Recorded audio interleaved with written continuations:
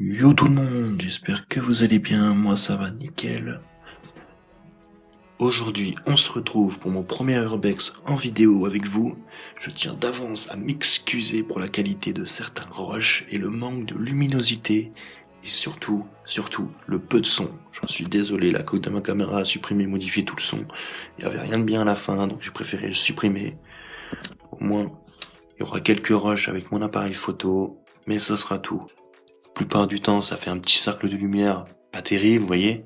Mais ne vous inquiétez pas, c'est seulement la première, les prochaines seront mieux et l'équipement aussi. Donc bref, nous avons été visiter un ancien sénatorium, plutôt un énorme complexe. Je vais vous raconter sa petite histoire. Alors, c'est un complexe qui fut créé dans les années 1920-1925 environ et fut ouvert entre 1931 et 1945 selon les parties du complexe. Il se constitue d'un préventorium, qui servit pour les enfants et fut ouvert en 1931 avec une capacité d'environ 300 places avec la construction en plus d'un lazaret et d'un pavillon pour enfants en 1939. Également constitué d'un sanatorium qui est un ensemble de 3 bâtiments parallèles et qui fut ouvert en 1931 avec une capacité allant jusqu'à 400 places. Une maison de repos qui, elle, a été ouverte en 1935 qui accueillait des filles et des jeunes filles pour environ 50 places. Ce bâtiment fut d'ailleurs transformé en centre de cardiologie en 1955. Il contient également un centre gériatrique qui a commencé à se fabriquer en 1939 et était destiné aux vieux couples, mais le projet fut abandonné à cause de la guerre. Dans ce centre pas complètement terminé, il disposait tout de même d'un théâtre et d'autres activités ludiques pour aider les pensionnaires dans leur longue cure, sans aucun doute très longue. Ce complexe changea dans les environs de 1946 pour devenir le service tuberculeux de l'hôpital de la ville. Pendant de nombreuses années, il accueille les malades de la tuberculose, mais au fil du temps, des médicaments voient le jour, heureusement pour nous, mais malheureusement pour le complexe. Il fut en partie abandonné dans les années 1960, puis le préventorium changea totalement de nouveau pour devenir cette fois-ci un institut médico-pédagogique qui durera de 1962 jusqu'à 1980. La clinique Leineck, qui fait partie du sanatorium, quant à elle, devient un hospice et fut améliorée dans les années 1970 en centre de moyens et long séjour. Mais au final, le bâtiment était inadapté pour les personnes âgées. Cette action est aussi surnommée la trahison des architectes. Certains pavillons, quant à eux, recevaient à présent des malades incurables jusqu'en 1980. Puis en 1999, il fut racheté par la commune avoisinante. Aujourd'hui, certaines maisons individuelles que nous avons d'ailleurs pas vues sont habitées par les gardiens ou des employés de la mairie.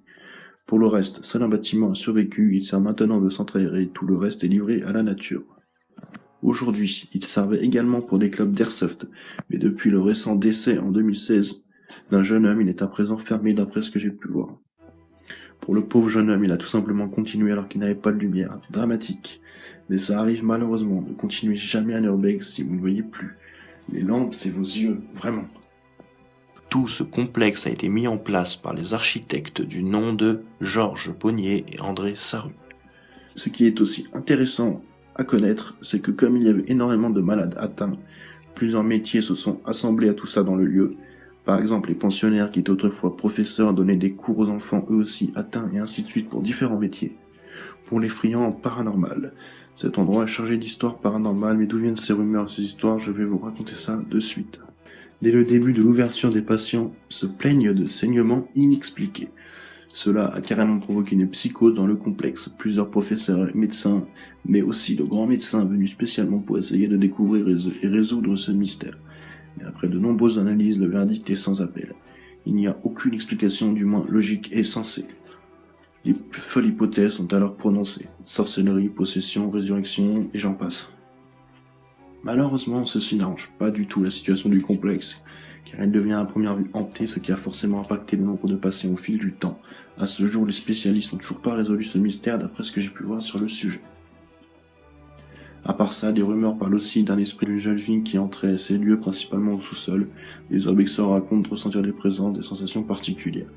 D'autres diront qu'ils entendent des voix, des bruits de pas, des caméras qui s'arrêtent, etc. Certains disent même que c'est un des lieux les plus hantés de France. Notamment un groupe de chasseurs de fantômes, mais je ne sais plus exactement le nom, je ne peux pas vous dire. Mais très franchement, ce que je peux vous dire, c'est de faire attention à ce que vous regardez. Beaucoup sont sujets à des montages, des manipulations mentales et j'en passe. En tout cas, nous n'avons rien ressenti, rien entendu en 5 heures d'exploration. J'ai entendu 2-3 petits bruits pour ma part, mais largement explicables. Enfin, voilà pour le lourd passé du complexe. Que dire mis à part que c'est un complexe vraiment immense. À part ça, on a rencontré 2 urbexeurs bien sympathiques avec qui nous avons discuté pendant au moins 45 minutes. Je vous laisse devant mon exploration. Si vous avez aimé cette vidéo, n'hésitez pas à mettre un petit pouce bleu et à la partager. Si vous n'avez pas aimé cette vidéo, n'hésitez pas à mettre un pouce rouge et à ne pas la partager. Prenez soin de vous et je vous dis à une prochaine.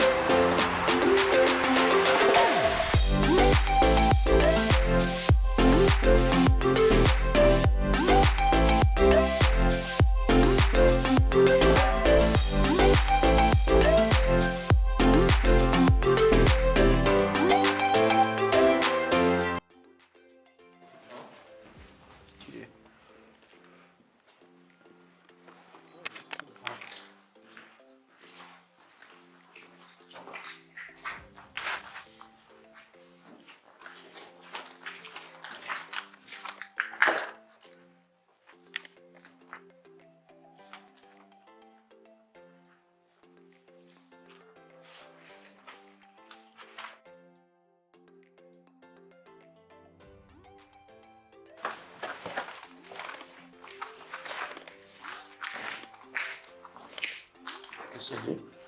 Qu'est-ce que ça dit? Non, il y a...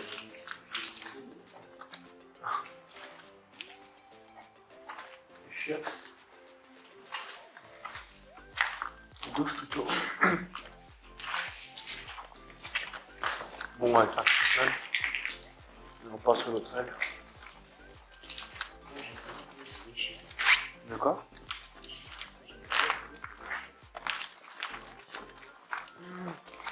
Oui, c'est ici normalement.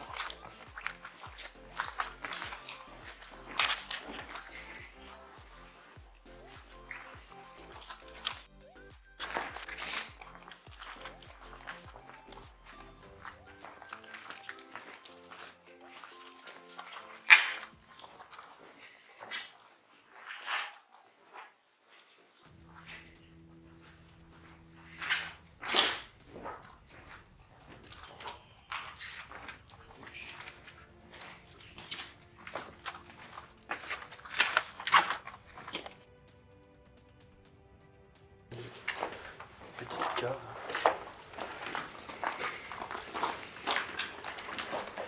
Attention quand même.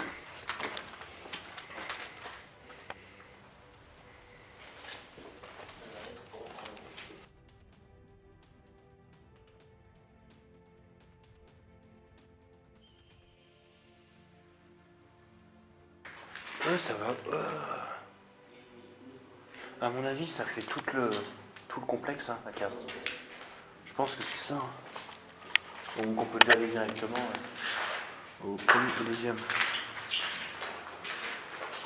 vais cramer ici.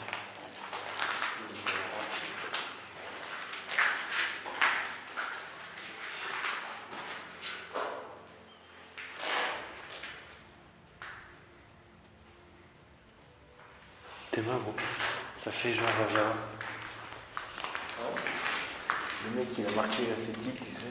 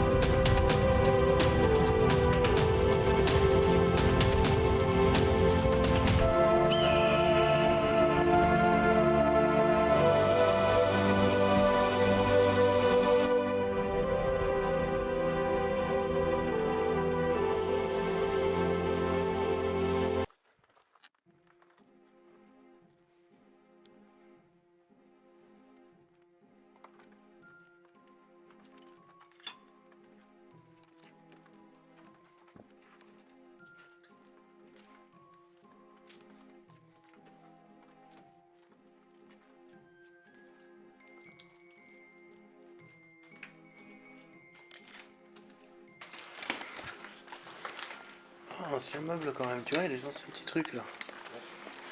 Pas que ça soit dans un endroit où je crois ne rien avoir.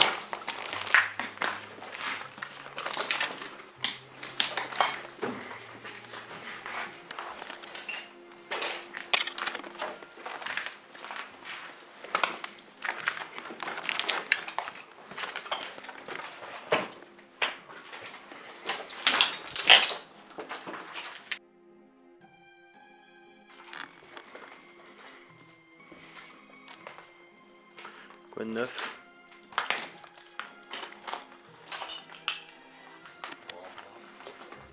Quoi ça?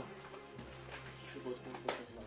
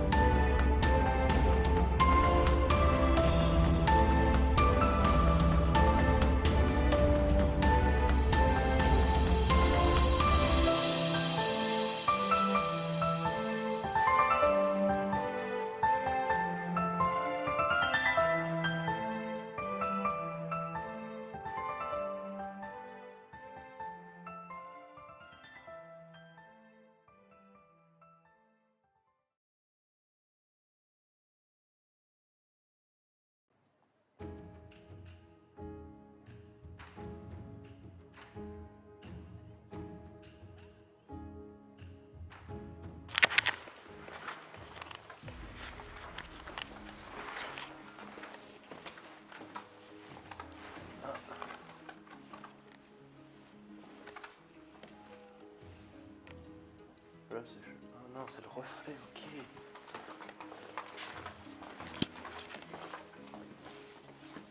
Ah, c'est le... C'est ça.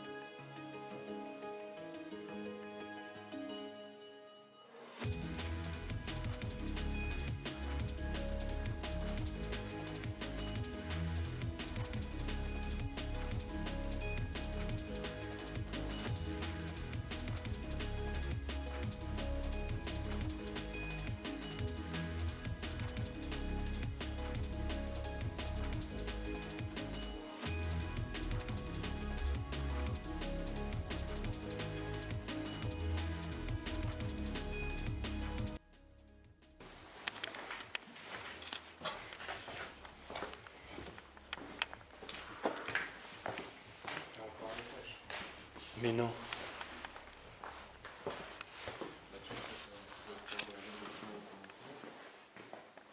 Ah non, pas là, on n'y a pas été encore. Pas là, on n'y a pas été encore. C'est là qu'on a fait. Escalator.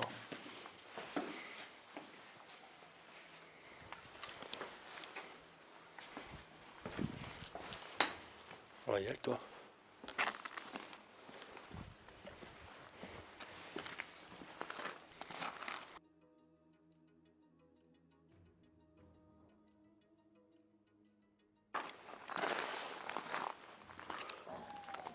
Ouais, exact. Exact.